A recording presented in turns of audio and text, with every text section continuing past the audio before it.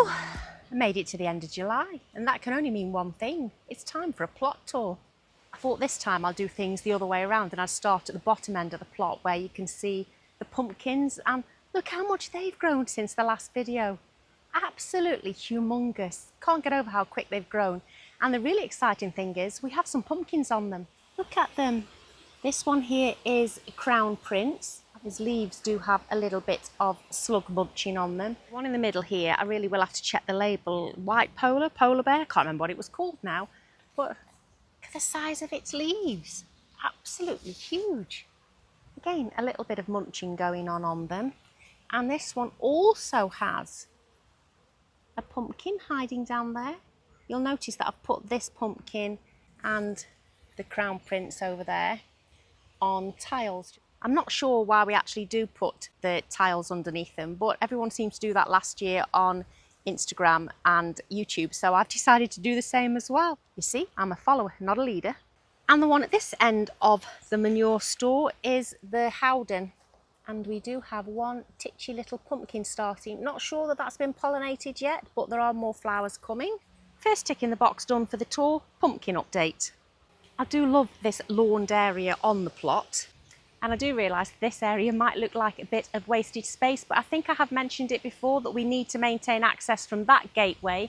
If I slowly pan around, not trying to make you sick, through to this gateway behind me into the garden, just in case we need to do anything with fallen trees or the kerosene tank that's in there for the heating.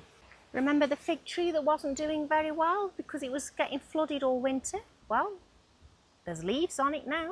Standing the other side of this lawned area to where the pumpkins are in the distance are these little circular borders that we cut out to mark the seating area.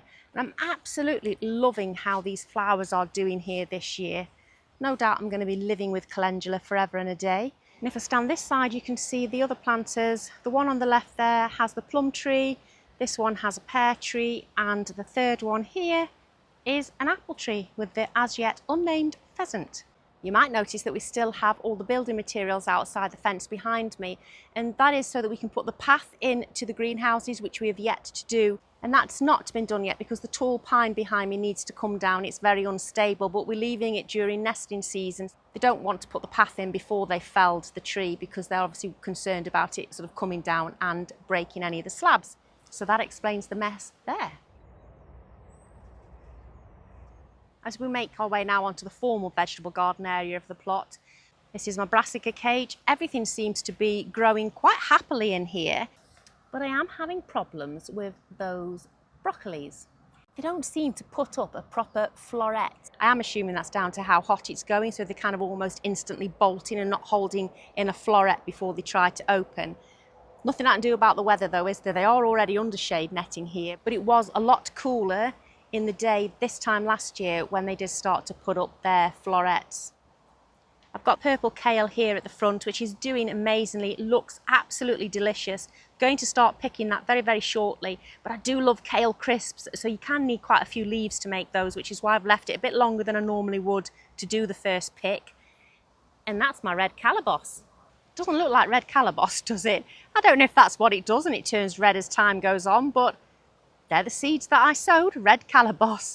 What are yours like, Joe's patch? Because I remember in a comment earlier on in the season, you said that yours weren't looking very red either. And yet I saw Danny from Grow Up channel planting out some very red ones early on in the season. So I'm assuming we have mixed up seeds somewhere. This plant here is a Romanesco, and I have a couple of sprout plants here. And at the back of my brassica tunnel are my purple sprouting broccolis. And they are doing very similar to what the green sprouting broccoli has done, and that is just go to strange flower heads when they come up. Now I know normally you don't see purple sprouting broccoli until early spring. I bought these from the local garden centre as plugs, and the only reason I bought them was because it did say summer producing purple sprouting broccoli, which obviously raised my interest. So that's why we have them growing here now. Next to the brassica tunnel is the ocker and the dwarf Jerusalem artichokes. Now the dwarf artichokes are looking absolutely beautiful and I cannot wait for them to flower. Hopefully that'll be in the next month or so. But the ocker does seem to be struggling a bit. It is flowering now, but it seems to be growing quite tall and spindly. And I think that's my fault because whilst I chitted these, I also then planted them in pots in the greenhouse. So obviously when I planted them in the ground in here, there was quite a bit of foliage on them already, which meant that I didn't put the oca tubers very deeply into the ground because I didn't want to cover the foliage. I'm thinking now perhaps I should have still put them deep and covered the foliage, so they might not have looked as unstable as they do now. I'd quite like to tie something there to help stake them, but I'm frightened of putting something through the tubers, which is why I haven't done it yet.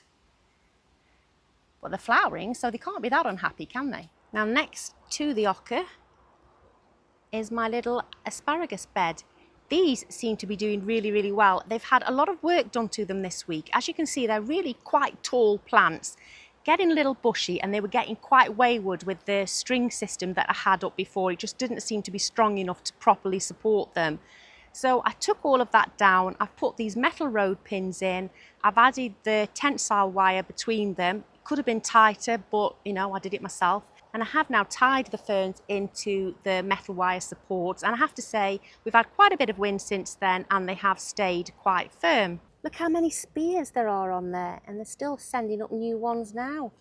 Now if I'm pronouncing this correctly, this all-male variety is called Conover's Colossal, and I believe it gets its popularity because it is so productive. So I guess seeing this many spears for such a newly planted crown shouldn't be so much of a surprise.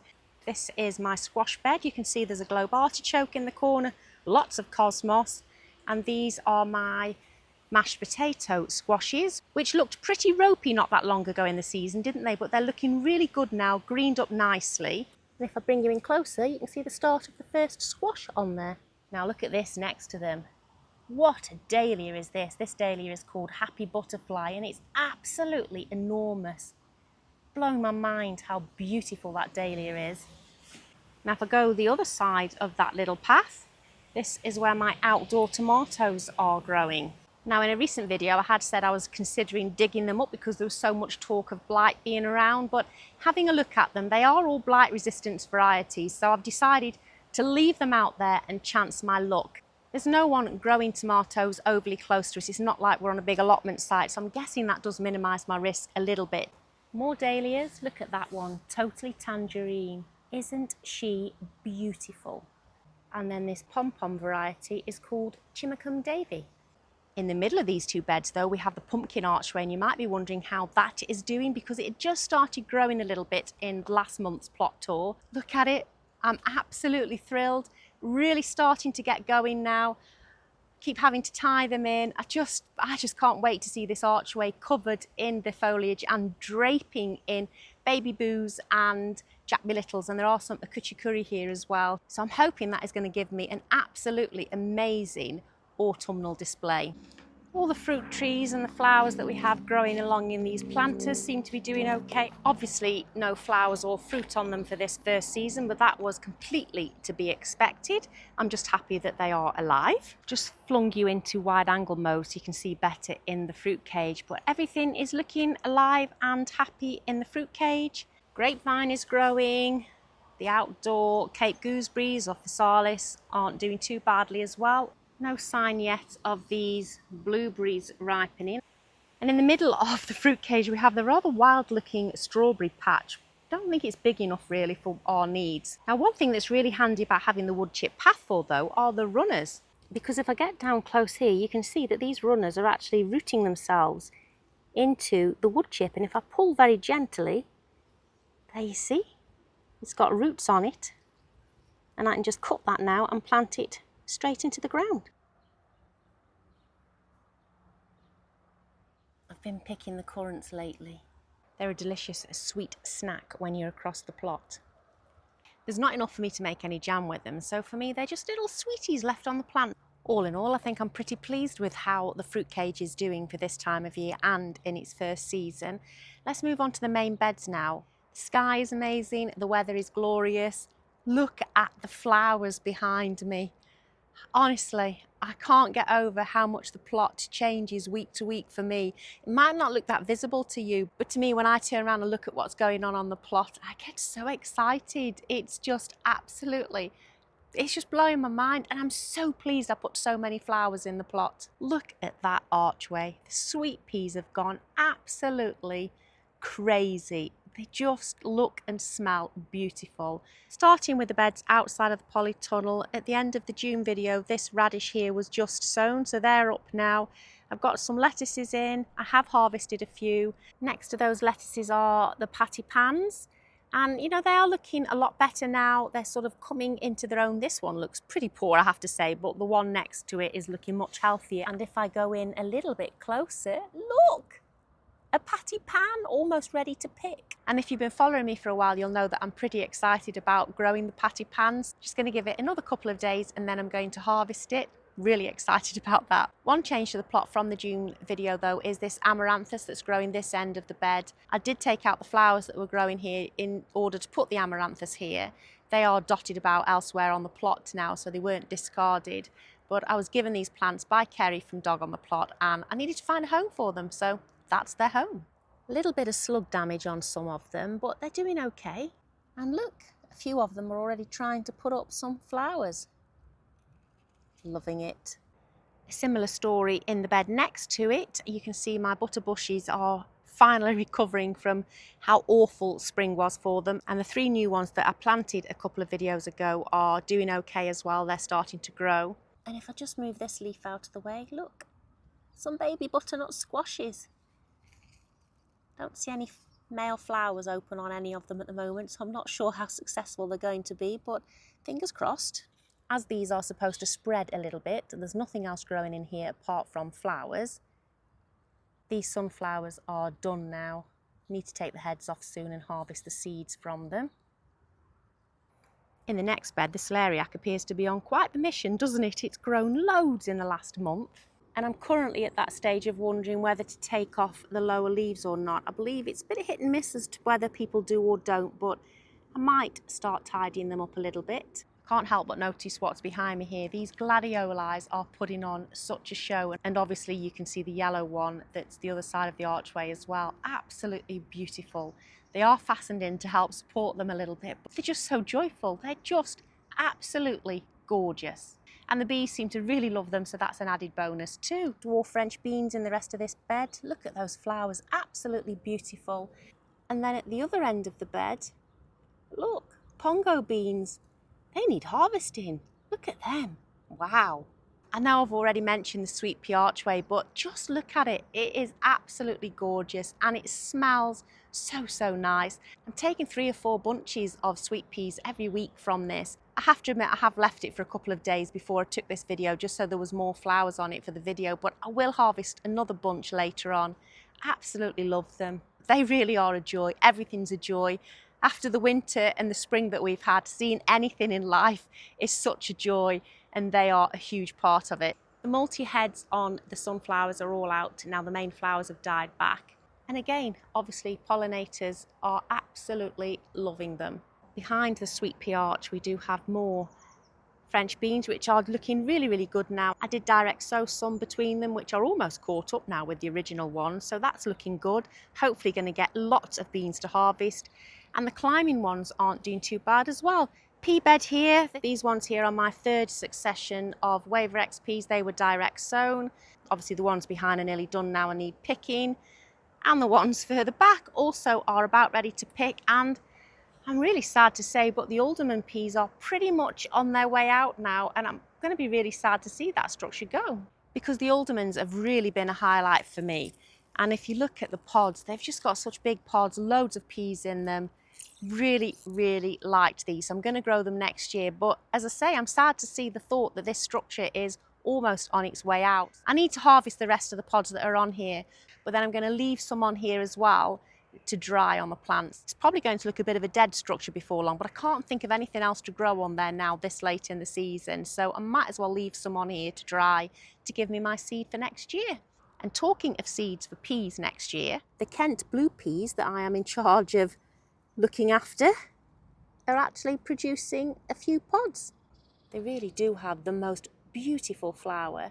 So it does look like I'll be able to repay the favour back to Danny and give him some seeds back for next year, because no one seems to have much of a stock of them at the moment. So there's no eating those. They are literally being grown over the next few years to increase the stock before we try to have an actual harvest for eating. I think the bed behind me here is the one that has the more significant changes in it from last month's plot tour, because the French beans that were at this end of the bed are now ones that have been moved and are next to the ones with the celeriac. And I have some more sweet corn there, because the one out on the main plot was looking so poor. I do realise now that I made a huge mistake. Thank you for letting me know in the comments, because I have put 2 varieties in here. I did buy these as plug plants from, where did I get them from? RHS Tatton Flower Show, that was it. And I didn't realise about the cross-pollination issue that you have with them. I did almost come out and dig one of the varieties up, but I thought to myself, at this juncture, if these actually grow and produce sweet corn, Duncan is just going to have to pretend to like them even if they don't taste particularly well, because he's just going to be so grateful to have them. Nothing a bit of butter can't fix. The Brassica beans are finally now starting to climb, but I have to say, they're doing some funky things at the top. I'm not quite sure what that is. I did put a bit of fertiliser in the bed not long ago, and it was only a little bit, but maybe it's too much fertiliser or too much water. A bit of edema, isn't it? I'm not sure. It's only on the upper leaves though. The other ones are looking okay. And it was only a mild seaweed feed. Got the Melons 2 growing on the edge of this bed. Love them. They're a new thing for me. Been harvesting a few of those. Well, the most exciting thing that I've noticed this week are that the courgettes are finally starting to do something. I haven't had a single courgette to harvest yet. Have you? Because they've been really, really behind. I only had 1 courgette plant last year and I was inundated with them. I think I'd had enough of them already by the end of July. So to be just about ready to harvest the first ones, super exciting. And if we look in here, there's a few growing, and this one at the bottom is definitely ready to harvest. My plan was that if I did different varieties that I might not get quite so bored of them when you get the glut of courgettes. So that's why we have the round Boldenese one here. You're supposed to harvest them when they're just about the size of a tennis ball. So that's probably a little bit bigger than a tennis ball now, but you know what courgettes are like, they just suddenly go poof. So I need to harvest that one. That'll be in the next video. Next to the pea bed though, we have the Scarlet Emperor runner beans that have been flowering and are just starting to set their pods. And then I've got my swede here. I've harvested a swede out of here actually. I might harvest a few more over the next week because there's a few big ones in here. The bigger ones are more this side. I guess they're getting more sun than the ones further back. And then I have the fennel at the other end of the bed. Not sure what I should be doing with this fennel, but every time I water it, I can smell the aniseed and it's gorgeous. So what do I actually do with fennel? I know this is a stupid question. I grew it because I like aniseed, but what do I actually do with it that I'm going to taste the flavour? The bed at the end here has the spring planted shallots in there and also some of my spare brassicas. So there's some Savoy cabbage in there, red cabbage, and at the far end I have some more tender stem broccoli that again is just kind of bolting before it's made a proper floret. I did give it a bit of a weed over this morning and I am really, really happy with how they're looking. The shallots are absolutely massive. The winter ones didn't do that well. I can't believe how much these have grown in the last 4 or 5 weeks. And on the other side we do have some more brassicas, more red cabbage, the Golden Acres cabbage from Kerry, and the leeks that you saw me plant not long ago. I nearly forgot this bed actually, the other side of the runner bean archway. Look at this gladioli. Now that really is stunning, isn't it? Cupcake cosmos is in here. So delicate and so pretty. Doing really, really well. More French beans here because, you know, I like them. But I do have a disaster in this side of the bed to show you. This side of the bed are the choggias and they're not doing too badly. And I have some Pablo in the middle of the bed there, the darker leaf. But then if I kind of, you know, keep going this way, there was another row of Pablo. And then, well, I don't know what happened to the Burpees Golden and the Boltardi. I did think that they just needed water because they were looking like that when I came back from my weekend away recently, but they haven't perked back up. So I don't know what's going on with those, but I think I'm going to have to clear them. Oh, look at the bees. These are my painted lady runner beans. The flowers on them are absolutely beautiful, aren't they? I'm hoping this is a good sign for some more runner beans coming a bit later on in the season. And in actual fact, if I just come in here, look, the first ones are starting. Excellent. These petunias are particularly beautiful. They're a variety called Blueberry Sky. Absolutely love them. So that's all of the beds outside of the polytunnel, and I'm sure that you'll agree that this view back to the polytunnel, it's just full of life now, isn't it? And I'm loving it. I keep coming outside and just sitting out here and just sort of having a look over the plot, and I can't believe how much life there is in there now. It's peak season, isn't it? And I think a lot of people are feeling a little bit overwhelmed or losing motivation, but I'm just so pumped to see everything starting to really, really flourish for me now, and it's just so exciting. Flower beds outside the polytunnel are still looking magical. Seems ever continual deadheading of the cosmos at the moment. There's plenty of pollinators about. I mean, look at this bee on the agapanthus here. There you go. Fill your boots, mate. Carrot and parsnip boxes down the side of the polytunnel looking absolutely brilliant. Really, really growing well now. Not a lot has changed here apart from the fact that I have thinned out more of the parsnips, and I have harvested quite a lot of carrots out of this one, and I have resown in here some early nants. These two boxes have really grown since the last video, and whilst they look like they're flopping over a little bit at the moment, it is because I have only recently watered them. Over the course of the day they will stand back up for me. The only thing left to show you now on the main plot is inside the polytunnel, but I think I'll go in the back door because of the way the sun is shining at the moment. It's kind of a bit silhouetted if we go in from this direction. The polytunnel. I can't actually remember the date of when we did the shade netting, but we did this in response to the tomatoes all being sort of shriveled up and looking absolutely terrible. And I have to say that they have improved massively since we've put this netting up. So it clearly was that they were getting too much light on this south side of the tunnel. We did also extend this shade netting up over the ceiling of the polytunnel. The idea being that sort of on an angle it was going to give more shade to the tomatoes that were in the middle of the polytunnel as well. And as I've said, it does seem to have worked because those leaves are now uncurling on them and they are looking far happier than they did just a few short weeks ago. You know, this San Marzano was properly curled up and now the leaves have opened. You will notice that I have stripped a lot of the lower leaves as well, trying to force them to open their upper leaves. This variety here is called Black Beauty, that was particularly terribly affected, and whilst the lower leaves are still a bit curled, as you can see again, the upper leaves are opening. This tomato in the corner of the polytunnel is kind of a standout star. The amount of fruit on it. It is a multiflora, so I was expecting it to give me a heavy fruit, but this is Loofah Cucamelons, and wow, absolutely brilliant.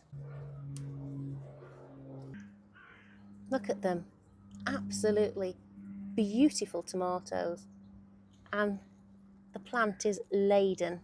Not going to lie, there is still some funky goings on further on in the polytunnel, but this is another good example. This Queen of the Night plant, lower leaves, and then if I pan up, the upper leaves have started to open out and it is starting to put out some more flowers again. So hopefully there will be some more fruit set on this one, because the shape of these Queen of the Night tomatoes are absolutely beautiful. Look at that. Another San Marzano there.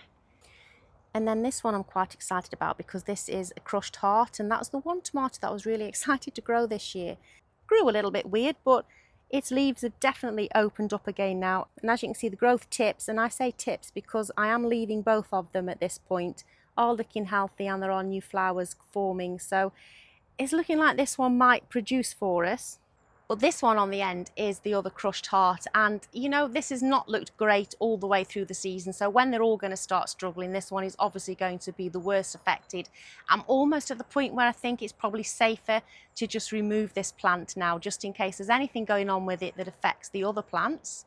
The growing tips on this one also died, and I did cut those back, and whilst it's trying to put up some new growing tips, as you can see here, it's just not very healthy. It's had a couple of tomatoes form on it and all of them have had this blossom end rot. So I'm pretty certain its days are numbered. There's a lot of blight and stuff about at the moment, and when I see a really poor, unhealthy looking plant like that, when everything else is well on the way to recovery, I'm thinking, shall I just take this one out to be on the safe side? What do you think? Centre aisle, I've got a Roma on the end here. This is the money maker. Bizarrely, this teeny one up here is starting to ripen, but these huge trusses that are set below have not started ripening yet. This is a Crimson Crush here. And then look at this one, so productive, lots and lots of flowers on it. Looks like it might need a feed again, actually. This is cherry brandywine, and there are a couple that do need harvesting from here now as well. But I really can't get over how many flowers are on each truss. Got a rose crush growing next to that. And then this one here is Blue Bayou. It really doesn't show the colour of these tomatoes properly on camera, which is such a shame, but they are a real sort of purpley blue colour. Absolutely beautiful. And then next to that we have another cherry brandywine, and again, look how many tomatoes it's putting on its trusses. Absolutely brilliant. And obviously we have some ripe tomatoes on here that I'm going to pick later on today as well. And the final tomato in here, there was another one that was really curly, probably on the last video, is H First. And again, its leaves are starting to open up now and it's looking happier and putting out more flowers. One thing I am noticing on the tomatoes, that actually when I was looking at them initially, I used to think that it was just pollen dropping on the leaves. But I do believe from a Google online that these white things are body casts of green flies, which is really bizarre because I can't find green fly on the actual plants. I don't know whether that means that there's predators in here that have eaten them, or whether they've kind of moved on, or maybe they've just died. I've no idea. What does it mean? On the left side of the polytunnel, Cape gooseberries are still doing okay. I keep harvesting some off of those. These two plants here are my Minnesota midgets. And as you can see, there's some baby melons on them now. But I do also have a lot that I keep having to remove like this that have clearly not been pollinated. Cucumber plants here. This one is La Diva. And there's a really big cucumber at the bottom there that I do need to harvest. Hoping to harvest it in the next day or two. This is one of the Telegraph cucumbers here. I have been feeding it quite well because I've noticed the edges of the leaves were a bit dry like this, so I have been giving it an extra feed and misting the leaves a little bit. I was told to do a very mild seaweed feed by Pammy. Thank you, Pammy. And apparently they love that, so I have gone for that as well. And I have to say, I don't think the leaves are quite as bad as they were, but I mean, this had already gone crispy, so I can't really expect that to green back up now, can I? But further up, the upper leaves are not looking too bad at all now. Two more Telegraph cucumbers there, desperate to be harvested on yet another plant. But you will notice this little plant in the middle here that I have a terrible confession to make. I tried to cut one of the sucker vines off and I cut the main stem. But there are some more shoots on it and there is a little flower there, so I really hope that I can get one because that is the crystal lemon, so I'm a little bit devastated about that. But I'm only human and mistakes happen, don't they? So it's not the end of the world. I have all the cucumbers in here. But I really did want a crystal lemon as well. And then I've got these two plants here that I am super excited about because these are my Arava melons. Just pull these leaves apart. Look how big it is. I don't know when they are ripe. I think you have to wait for the top to go brown or something and it's ready to come off, but can't smell melon yet either, which I believe is another sign. But look at that. I can't believe I'm going to have a melon. I'm so excited about this. And there's another one just starting here, and they start off all cute and fuzzy. Isn't it lovely? I love them. And if we look over the back here, that's quite hidden, that one, but there's another one down there and there's one there as well. But the ultimate exciting crop in the polytunnel is right behind me here, and that is my loofahs. And they have started to produce loofahs properly since the last video. They've been pollinated and they're growing, and I can't wait to see them kind of hanging down over here as they grow bigger. I'm so excited for them, and I've warned everybody that there will be a not so secret Santa this Christmas. If I manage to get these loofahs to produce loofah sponges for me, that's what everyone is having for Christmas. Look at it, and that view down the polytunnel. Wow, they've been quite small leaves all of the season, but the leaves have suddenly gone so much bigger, and I mean, just look at it. And then there's another big one here on the other plant, and clearly that one has been pollinated, and this one here lower down. And I just love how the vine is going over the top of the polytunnel. And this is why this shade netting had to stop here, because we've run this piece of cord over here for the loofah to trail over. Final crop in the polytunnel is this cucamelon, which has got a heck of a lot of foliage on it, but until this week I hadn't seen any evidence of any actual cucamelons doing anything. But look what we have. We have a cucamelon. How cute is that? The little planters outside the back of the polytunnel looking okay, full of cosmos. And they're my winter violas, still going strong. This side of the polytunnel has all of my lettuces, and there are some silver skin onions coming up under there. I have more straw flowers here, and these beautiful, beautiful asters have come into flower. The foliage doesn't look great on them, but the flowers are absolutely gorgeous. More lettuces and silver skin onions in that bed there. Do you remember the patty pan that I put in the compost bin? It's a monster. Look how healthy that is, and it's massive. It's hard to think that the ones growing in the bed should probably look like this. I just can't get over it. They're really liking my homemade compost, aren't they? Look at the size of the leaves on it. Absolutely huge. Compare it to the one growing outside. This is the poorer one of the two. But even the healthy one growing outside, exactly the same variety, same packet of seeds, doesn't have huge leaves on it, does it? The only thing left to show you now is on the main garden.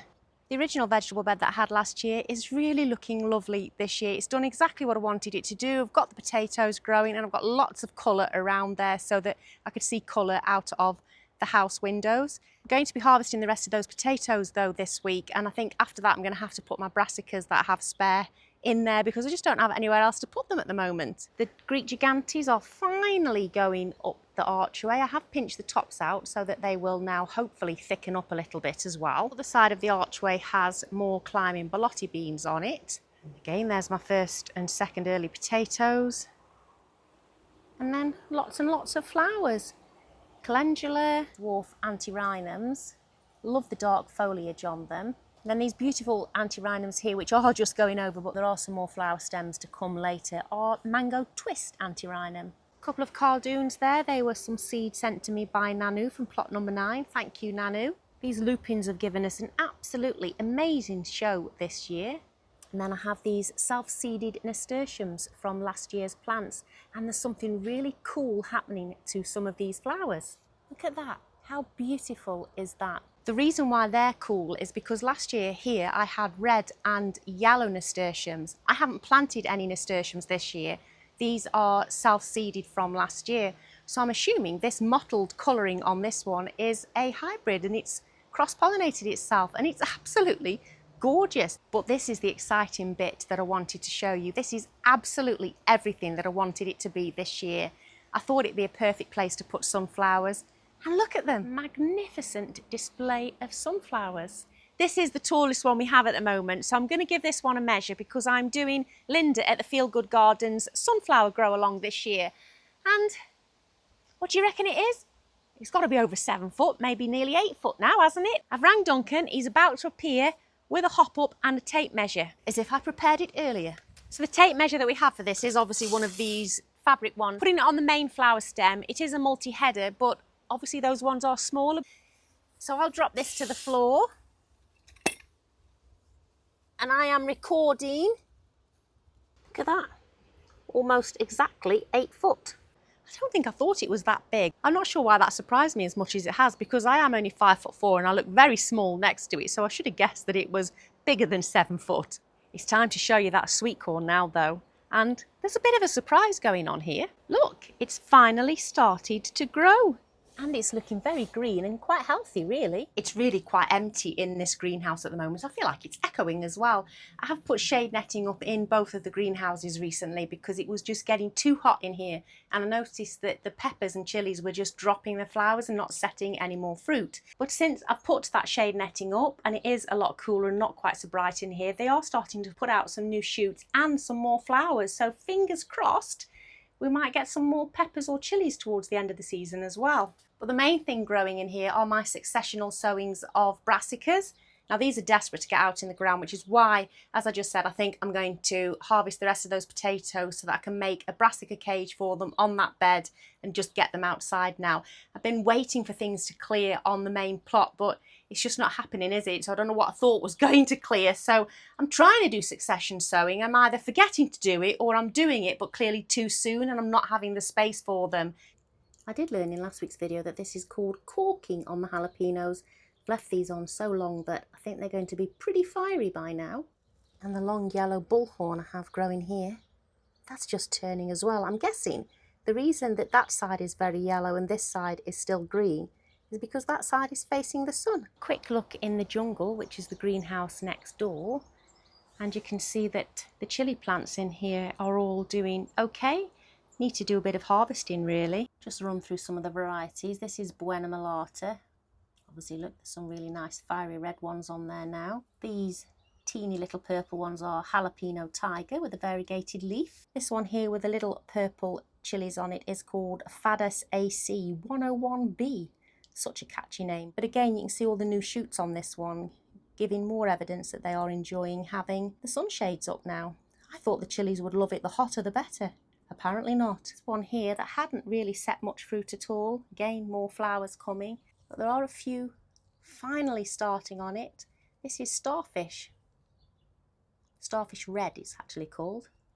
Another chilli here, Joe's Long KN, but not looking very long, are they? But again, look, new flowers coming on this now. Next to that we have the Sugar Rush Long Peach, and getting quite excited because it is starting to ripen a few on here. This is F1 Bright Star, and as you can see, these are little peppers. Now this greenhouse has some shading on both sides because obviously I've got more growing in here, and it was mainly to protect the aubergines because they've really been struggling with the heat. If you remember rightly, they had a lot of aphids on them, and I'm starting to think that the aphid issue for them was brought on by them being stressed by the heat in here. One of them is looking a lot better than it did. They are getting due a feed again, hence why we're seeing the leaves looking a bit like this, I think. But you know, all of the new growth is looking pretty pleasing, and there's new aubergines being set. Next to the greenhouse I do have one of my raised beds, and here I have a courgette plant and a mighty mini marrow something or other. I've been really bemoaning the lack of courgettes this season, but I've just had a look inside these plants. Again, it's quite hard to get in them, they're growing quite compactly together with the leaves, but I can't believe what I've just seen. Look! Not only do we have one of the mini tiger marrows, look at the size of that courgette. I actually believe that courgette is now a marrow as well. I took my eye off the ball for a few days, and that teeny tiny courgette that I saw the other day has just suddenly gone massive. I actually didn't think it had been pollinated because the flower was rotting on the end, but I was wrong, wasn't I? The other end of this bed has some kestrel potatoes in there, and that was just an experiment. I wanted to be able to grow things in the ground, on the ground with the grass mulched potatoes, and obviously growing them in the standard potato pots that we're all seeming to adopt at the moment. So I'm quite looking forward to harvesting those in the next couple of weeks as well. This last bed here on the garden has my Boxing Day sown onions, and they are looking really, really good. I'm really pleased with those. Not many of them survived, but I kind of think that that's the way I want to do it next year. Now, the reason not many of them survived is because I kept buying onion sets because I had no faith in these doing anything. So they kind of got a little bit neglected, but I think this is the way to grow them next year because they look absolutely amazing. So thanks for joining me in the July plot tour. I'll catch you in the next video. Look after yourselves. Bye.